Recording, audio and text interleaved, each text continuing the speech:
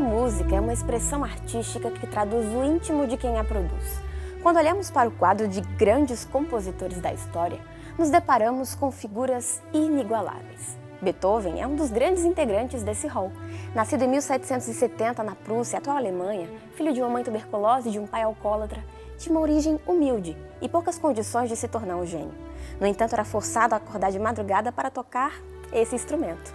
Tendo no piano um fiel companheiro, em meio às expectativas familiares e vivenciando de perto as mudanças sociais com as revoluções francesa e americana, Beethoven transformou com naturalidade o período em que viveu em sinfonias simplesmente inesquecíveis.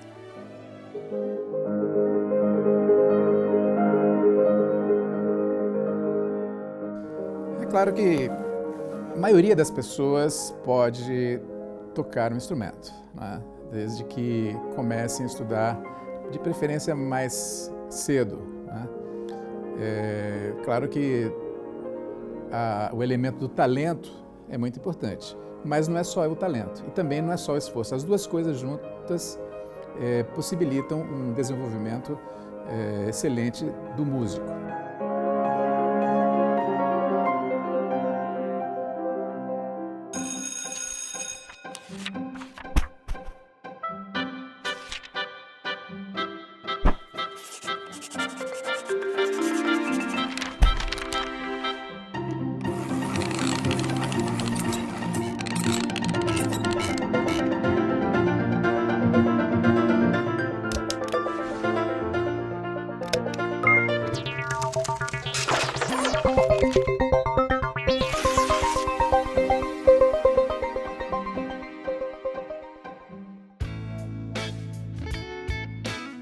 Eu comecei tocando esse instrumento, o clarinete, quando entrei aqui na universidade.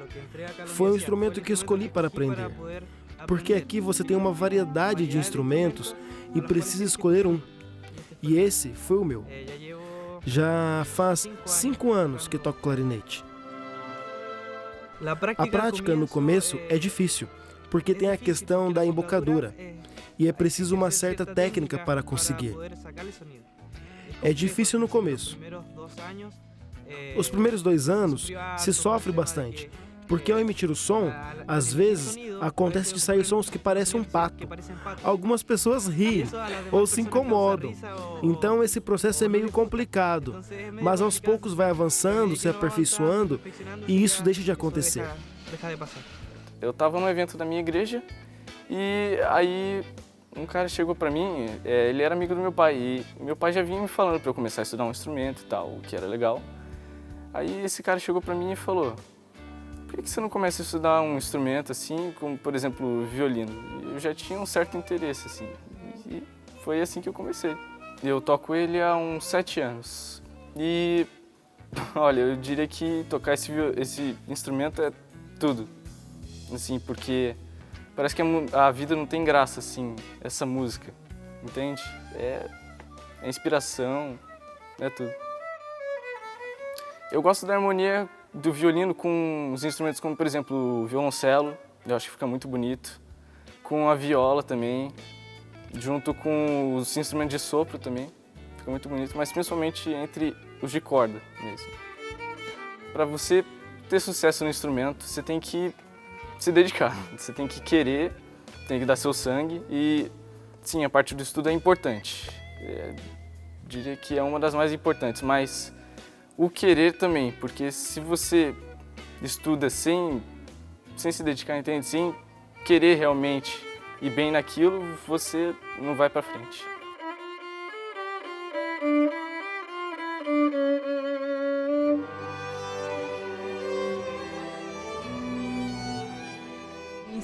Meu instrumento é a flauta transversal e, diferente dele, que começou a estudar aqui na universidade, eu comecei quando tinha 8 anos. E não sei, mas não foi tão difícil, porque para as crianças é mais fácil absorver tudo em relação à música. E, bem, esse foi o meu caminho até chegar aqui. E quando cheguei aqui, escolhi esse instrumento porque eu já o tocava. E bem, o conjunto de flautas começou aqui esse ano, graças à nossa coordenadora do curso. E eu entrei porque me motivou, me desafiou, pois tinha muitos planos com isso. E assim nos motivou muito e, bem, estamos aqui. A união desses instrumentos resulta em uma incrível combinação. Harmonia, ritmo, atenção aos detalhes. É assim que surge um espetáculo aos olhos e ouvidos.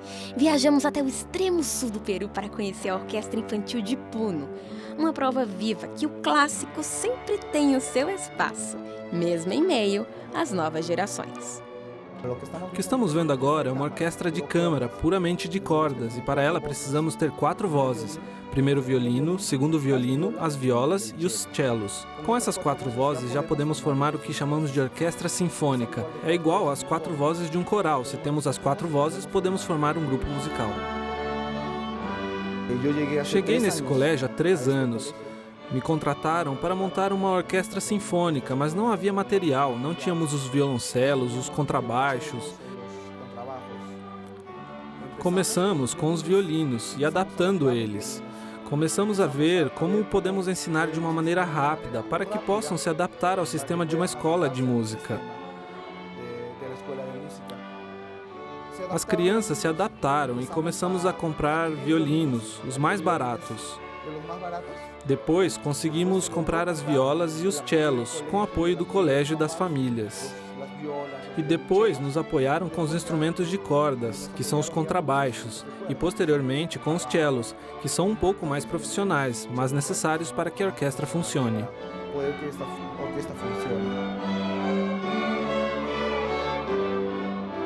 O meu instrumento é o violino. É composto por 4 cordas. A primeira é Mi, a segunda Lá, a terceira Ré e a quarta é o Sol. É necessário um arco para produzir o som e um movimento com os dedos para uma boa afinação. Minha história com esse instrumento começa há 3 anos, quando tinha 11 anos. E eu gostei porque tem um som agudo e grave. Representa elegância. Esta é uma orquestra infantil. E eu digo infantil porque as crianças que tocam os violinos têm de 12 anos para baixo. E os que tocam os cellos e as violas têm entre 13 e 15 anos. O mais velho da orquestra tem 15 anos, então eu não poderia chamar de jovem, chamo de infantil.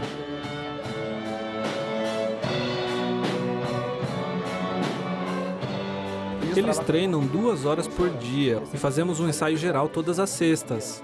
Meu instrumento é fácil, só é preciso se adequar. Tocar com ele é bonito e gosto da experiência. Todos os dias, além de treinar o seu instrumento, eles têm um curso que se chama Linguagem Musical. É uma leitura musical onde os ensinamos a ler partitura. E também temos um curso de apreciação, onde eles aprendem e comparam o que é a música, como ela pode nos ajudar e nos apoiar no nosso dia a dia. Aqui na orquestra sou o Spala. Sou eu que dirijo a orquestra depois do diretor. Aqui em Puno temos um teatro onde damos concertos a cada 2, 3 meses, ou quando uma autoridade de Puno nos convida. Aí nós nos apresentamos. E também apresentamos nas igrejas. Existe uma pesquisa feita aqui na universidade pelos próprios estudantes. Eles pesquisaram se a música afeta no processo de aprendizagem, especificamente nas áreas da matemática e da linguagem. E tivemos uma grata surpresa. Foi feita uma pesquisa com todos os filhos de funcionários ou integrantes da musicalização infantil dos 5 anos em diante. E todos têm excelentes notas devido à disciplina que eles adquiriram com o instrumento. Para estudar saxofone, trombone, trompete, não é algo que se conquista estudando uma vez por semana. É necessário muito tempo. Primeiramente, meia hora por dia. E depois, nem se dá conta quando já está há 1 hora praticando o instrumento. E isso gera disciplina, melhora no entendimento das matérias, sobretudo matemática. A música e a matemática, mesmo que muitos não acreditem, estão muito ligadas. A harmonia tem muito a ver com o cálculo também, o contraponto. Então, todas essas coisas que vai se estudando gera disciplina. para que eles possam praticar pouco a pouco e se tornem excelentes profissionais. Eles têm uma mudança total. Quando observamos os exames, eles têm um rendimento muito alto. Então, é isso que queremos dizer. A música os ajuda a captar melhor a aprendizagem que o professor lhes dá. E o gosto pelo clássico e pela prática musical em orquestras se expande em toda a América do Sul. Um gosto que atrai os pequenos como também os maiores. Na Universidade Peruana Unión é assim. Independente da área, a regra é transformar talento em arte. A orquestra é um conjunto um pouco complexo, né? Porque há uma infinidade de instrumentos, né? Instrumentos de vento, que são as madeiras, aí tá flauta, oboé, clarinete, fagote. Os de ventos, que são os metais, né? As trompetas, corno inglês, francês, trombone, tuba, né? Daí os instrumentos de cordas, os violinos, violas, os cellos e contrabaixo, além da percussão, tímpano, etc., né? Então dá para você ver que é um negócio bastante complexo, né? E existem obras que são mais fáceis, existem obras que são mais difíceis, mais complexas, né? As sinfonias dos grandes compositores, como Mendelssohn, Brahms, etc. Então, a gente procura, num ambiente como o nosso, onde não há assim, grandes nomes, né? Ou seja, grandes músicos, estabelecer um repertório que todos consigam tocar e fiquem felizes, e também promova um desenvolvimento musical, até mesmo no ambiente universitário, né? Nós ensaiamos 2 vezes por semana, né? E esses ensaios são variados. Muitas vezes temos que ensaiar, obviamente, o conjunto inteiro, mas nós temos sessões de ensaio separadas, né? Ou, por exemplo, só os primeiros violinos ensaiam juntos. Só os segundos violinos ensaiam juntos, né? Todas as madeiras, ou seja, flauta, oboé, clarinete, fagote, ensaiam separado, né? Ou às vezes a gente faz por seção, todas as cordas, né? Os primeiros violinos, segundo violino, viola, cello e contrabaixo ensaiam juntos, né? Para alcançar uma homogeneidade, né? E resolver alguns problemas de execução musical, etc. Da mesma maneira, as madeiras, da mesma maneira, os metais, né? Uma característica, aliás, dessa orquestra é que a grande maioria não é estudante de música, né? Eles não estudam música, ou seja, não estudam a faculdade de música, né? Eles são estudantes de outras faculdades que, por acaso, tocam algum instrumento, né? Então, um pequeno número só é de estudantes da Faculdade de Educação Musical. Então, esses outros estudantes têm muitas atividades acadêmicas e muitas responsabilidades. Então, a gente procura ir colocando um repertório assim, que desafie a moçada, né? E eles fiquem motivados, né? E logo esse resultado apareça, né? Então, a gente, como maestro, a gente tem que ter essa sensibilidade de não se contentar com, digamos, um repertório muito facinho, muito elementar, né? Para que os músicos não fiquem, isso é muito fácil, mas também não pode ser uma coisa muito difícil para eles não se verem desanimados pela complexidade da obra e, de repente, desistir, né? Mas não é apenas a suntuosidade das orquestras que prende os olhos e ouvidos. Viajamos agora até a cidade de Chillán, no Chile. De perto podemos enxergar cada instrumento ou família instrumental representando a sua beleza única. E quando os reunimos de forma harmônica, eles têm o poder de transmitir emoções e sensações diversas. Começou o ano e logo no primeiro semestre comecei a perceber que haviam alunos com capacidades mais avançadas do que o normal. Então me ocorreu de reuni-los e começar a preparar algumas coisinhas simples com pouca harmonia, 2, 3 vozes. E foram tomando gosto. E a nossa coordenadora do curso, professora Ruth, disse: "Seus alunos estão muito bem. Por que não oficializamos melhor esse grupo, esse conjunto que vocês têm, e saímos para realizar apresentações?"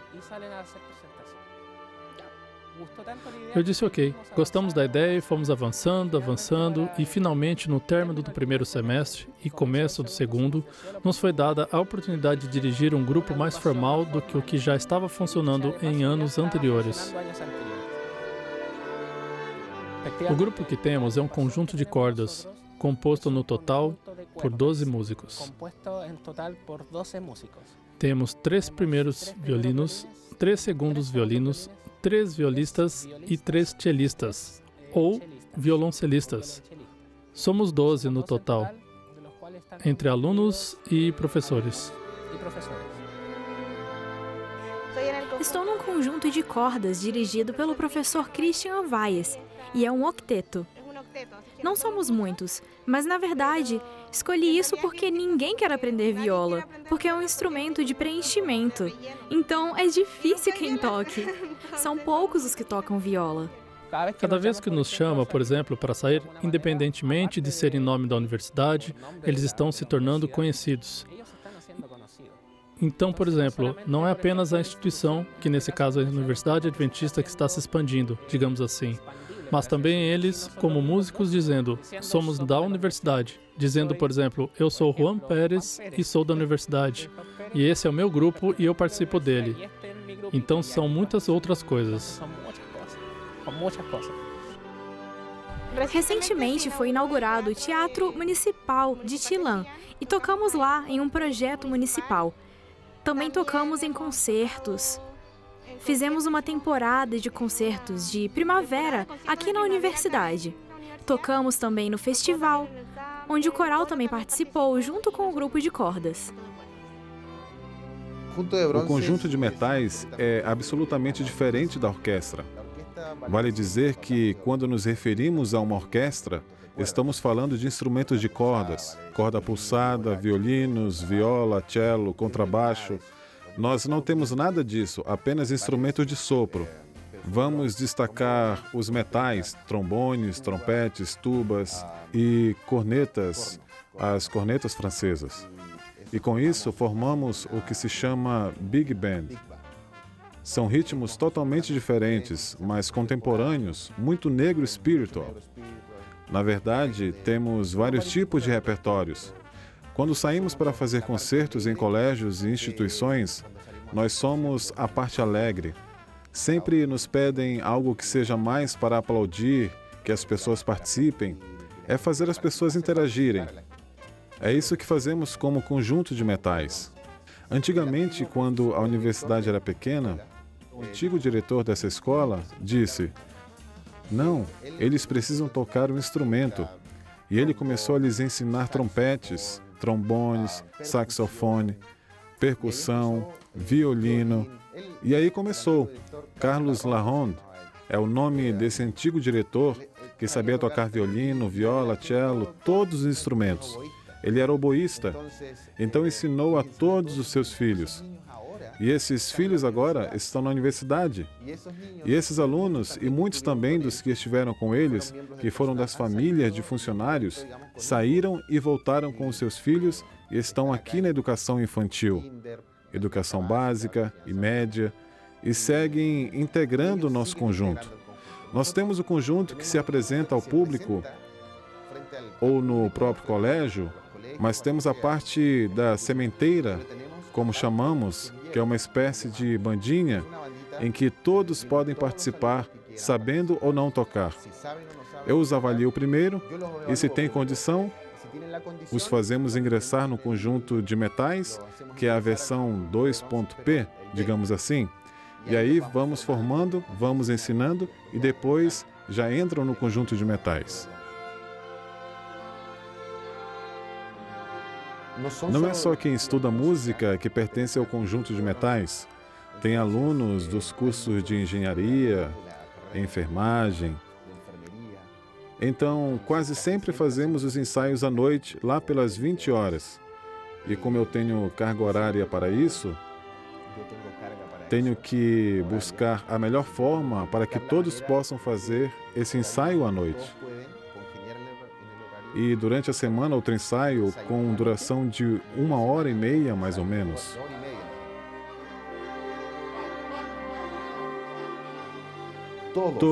Todos nós podemos aprender um instrumento.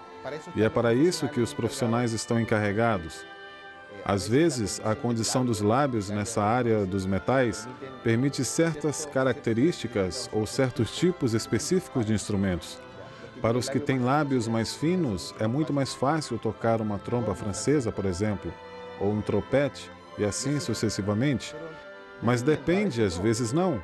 Por isso, é necessário que o profissional esteja acompanhando, que tenha a disposição para ajudar. Até porque todo trabalho, quando feito em grupo, tem um brilho especial. E é assim que esses alunos do sul do Brasil têm tocado os dias, interpretando partituras com as lúdicas sensações que a música pode transmitir. Eu comecei a me relacionar com a música quando eu tinha 4 anos e o meu primeiro contato foi com o coralzinho da igreja, onde todas as crianças participavam no ensaio sábado à tarde. E depois disso eu comecei a fazer aula de piano e continuei fazendo aula por 9 anos. Eu parei ano passado, quando eu troquei instrumento. Eu já tinha toda a base, toda a teoria e eu comecei a fazer violoncelo. E eu me apaixonei pelo instrumento. Ano passado também fiz o teste para o coral de sinos. E é uma coisa que eu gosto muito de fazer. No começo é muito complicado você aprender, porque são muitas notas ao mesmo tempo e você tem que prestar muita atenção.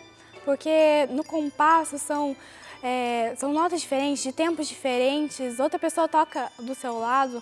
Então, a gente tem que focar na nota que você tocar e no tempo exato bater o sino, fazer o movimento correto, porque é uma outra coisa difícil de aprender.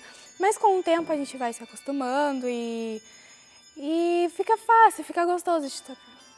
Eu tava um pouco com medo porque era a primeira vez que eu ia sair com o grupo. Aí eu não sabia se ia ter uma repercussão muito boa. E daí a gente chegou, tocou e foi uma coisa assim muito impressionante, porque não é um instrumento que as pessoas veem todo dia. Elas veem normalmente nas datas festivas, tipo no Natal. Aí as pessoas ficaram tipo, impressionadas como que os sinos poderiam fazer um som tão bonito. As pessoas vieram falar com a gente. E foi muito bom, assim, porque você se sente bem que todo o trabalho e esforço que você está fazendo está valendo a pena, está alcançando as pessoas de uma maneira diferente. Às vezes não tem como a gente ter ensaios regulares por conta das outras atividades.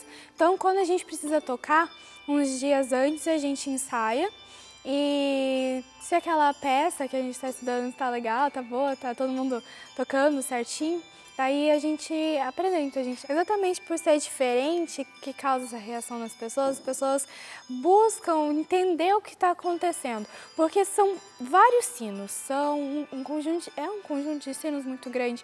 Então, quando a gente faz uma harmonia legal, quando dá um som bacana, as pessoas ficam assim, elas gostam, elas apreciam o que elas estão vendo. Isso transmite quando a gente toca assim feliz, contente, quando é uma música alegre, tal, as pessoas elas entendem a mensagem que a gente está passando, mesmo que for nos sinos, mesmo que não tenha nenhuma letra, mesmo que não tenha uma legenda para o que a gente está falando, as pessoas entendem através do sentimento que a gente passa na música, na melodia, na expressão que a gente faz ao tocar o sino.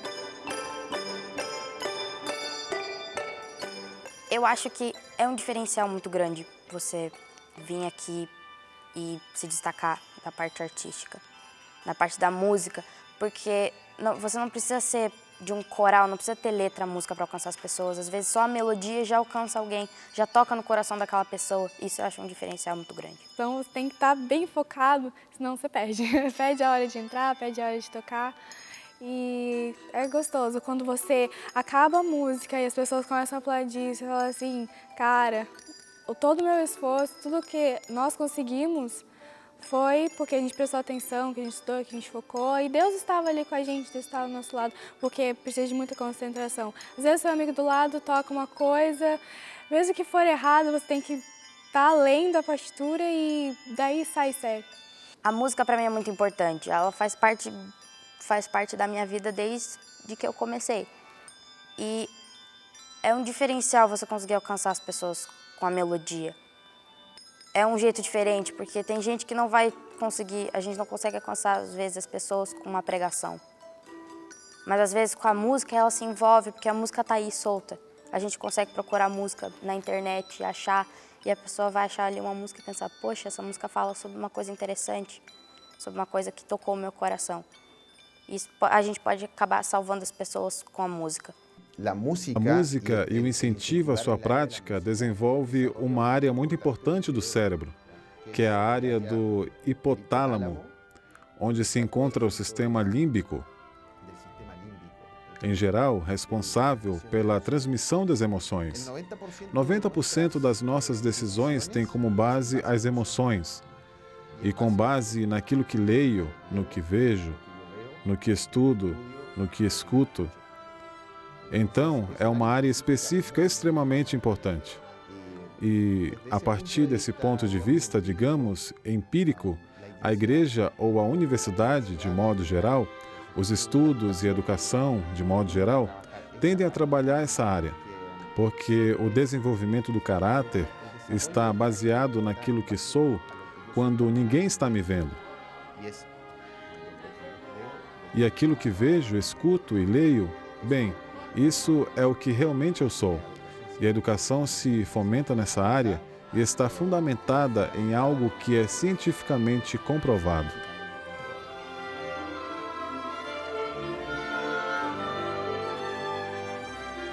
Músicos do passado, músicos do presente. Independente da capacidade de se tornarem gênios ou de serem eternos aprendizes, a essência do ser musicista vai muito além. Através do piano, das cordas, dos sinos, transformar os sentimentos aqui de dentro em sons. Trata de se fazer arte, essencialmente com significado e emoção. E nunca desistir de se aperfeiçoar, pois, como diria o próprio Beethoven, o gênio é composto 2% de talento e 98% de perseverança e aplicação. Por hoje é só. Vamos nos despedindo por aqui. Você já sabe, nós te esperamos no próximo programa. Até lá!